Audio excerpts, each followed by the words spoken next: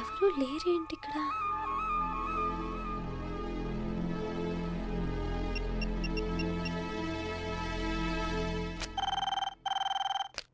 Hello గోపియర్.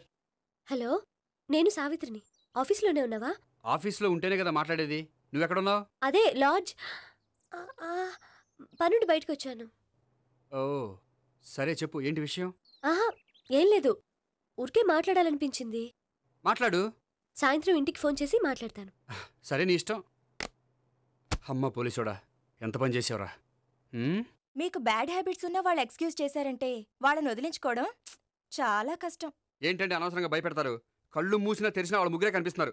ఏ క్షణంలోనైనా brain blast అయ్యేలా ఉంది. మీకు ఈ టెన్షన్ తగ్గాలంటే ఓ పని చేయండి. ఏంటది? వాళ్ళ ముగ్గురికి నిజం చెప్పేయండి.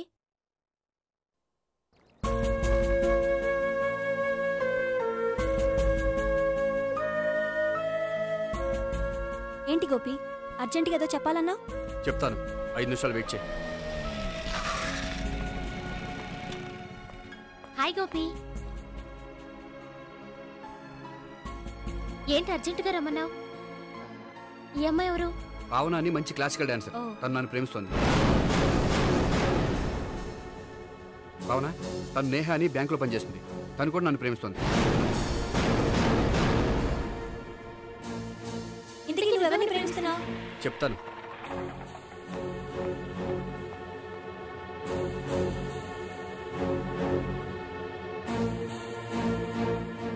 హాయ్ గోపి, ఏంటి ఇక్కడికి రమ్మన్నావు? నన్ను ప్రేమిస్తున్న ఇద్దరిని నీకు పరిచయం చేద్దామని. తన పేరు సావిత్రి. మీలాగే తను కూడా నన్ను ప్రేమిస్తుంది.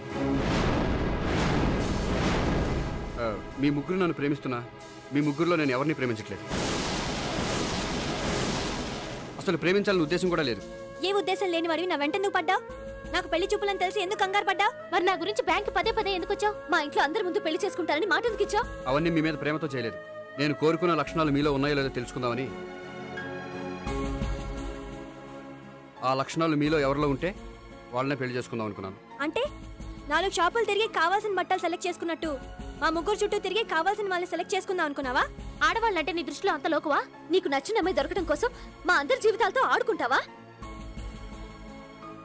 అయినా ప్రతి మగాడు నీలా ఆలోచిస్తే ఒక పెళ్లికి చాలా మంది ఆడవాళ్ళ జీవితాలు నాశనం అవుతాయి.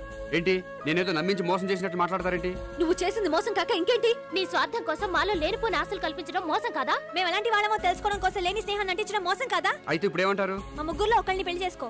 రైట్. నేను చేసుకోను, నా వల్ల కాదు. అయితే నీలాంటి వాళ్ళు బతకూడదు. ఏమైందండి అంత గట్టిగా అరిచారు? కొండ మీద నుంచి తోసేస్తే అరవరేంటండి? కొండ మీద నుంచి తోసేశారా? అదేంటి? అదో పెద్ద పీడకల్లండి, వదిలేండి. నేను వదిలేస్తాను, కానీ వాళ్ళనెలా వదిలించుకుంటారు? చెప్పనండి, చేసి చూపిస్తాను.